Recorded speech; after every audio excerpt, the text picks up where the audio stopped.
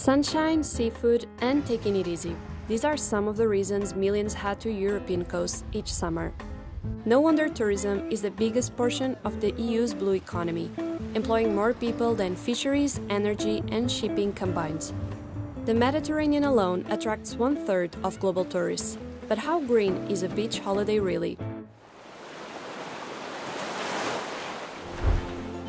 According to the EU's latest assessment, more than 85% of Europe's bathing waters were rated excellent, with Cyprus, Bulgaria, and Greece topping the charts. However, from the skies to the seafloor, travelers are having a negative impact on the places they visit. Tourism makes up almost 9% of global emissions, and its carbon footprint is growing twice as fast as that of the global economy. On average, each traveler consumes between 450 and 800 liters of water per day, putting pressure on local resources and ecosystems. More visitors, more emissions, and more plastic that ends up in the sea. At the same time, climate change is already reshaping coastlines and threatening tourism infrastructure.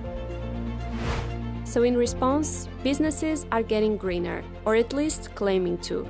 In fact, more than half of the green claims in the EU are vague or misleading. So, how can travelers tell what is truly green and what is simply greenwashing? Among the hundreds of eco-labels and sustainability certifications, look for one that is checked by independent public bodies, with clear and transparent criteria. But what truly makes a difference is avoiding air travel. If you want to minimize your carbon footprint as a tourist, the best way to do it is to avoid to flight to your destination. There is plenty alternative way that are promoting also a new way of tourism with maybe longer journey to go to a destination, but also enjoying the slow travel patterns, maybe by discovering other cities on your journey. And tourist emissions don't stop here. Once out at sea, boat anchors are damaging fragile seabeds and underwater noise can disorient marine life. That's why it's just as important to know what not to do when exploring the ocean.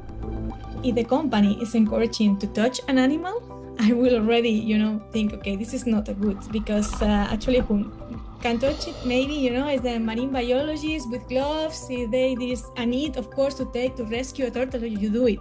But not for, it's a pet. No, that's not the way. You can really share diseases. Protecting corals means not touching them, using reef-safe sunscreen, and choosing certified guides who understand how to take care of marine life. Sometimes I did snorkeling tours with tourists, and one time one tourist took a piece of coral up to the water, like I was the coral researcher at the moment at this resort. No? I was like, wow, what happened here? And then I explained, of course you had to explain because that person did not know.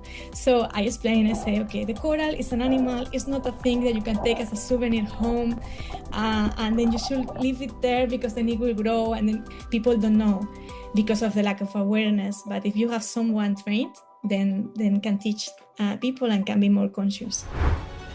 Coastal tourism thrives on crystal clear waters, yet the blue economy is still learning how to protect them, because after all, in the ocean, we're all just guests.